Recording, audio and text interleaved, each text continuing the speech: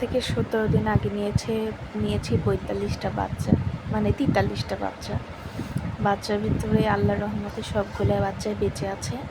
তাদের কোনো অসুস্থতা আমি লক্ষণ করি নাই। তবে আপনারা হয়তো বা ভাবতে পারছেন যে বাবা 43টা কিনে 43টাই বেঁচে আছে, তা কিন্তু না। আমি এবার দিয়ে আমার 3বার বাচ্চা কেনা। এর আগে আমি একটু বড় বাচ্চা কিনছিলাম, তখন বড় বাচ্চার বয়স একটু বেশি ছিল, 15 দিনের বাচ্চা কিনছিলাম। আর তারপরে আমি 20টা বাচ্চা কিনছি হচ্ছে জিরো বাচ্চা, যেগুলার একটাও এখন আর বেঁচে নেই আমার ভুলে। কারণ আমি যেহেতু জানি না কিভাবে হাঁস মানে পুষতে হয়, আমি জানি না।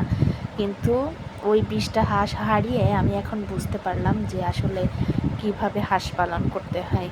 ওই জন্য আল্লাহ রহমতে আজকে 17 দিন হয়ে গেছে। এদের এখনও আমি কোনো অসুস্থতা লক্ষণ দেখতে পাই নাই। ওরা আল্লাহ রহমতে সবাই সুস্থ আছে।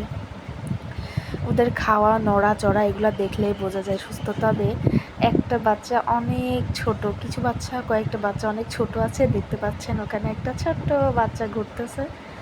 বাচ্চাটা অনেক ছোট হয়ে আছে।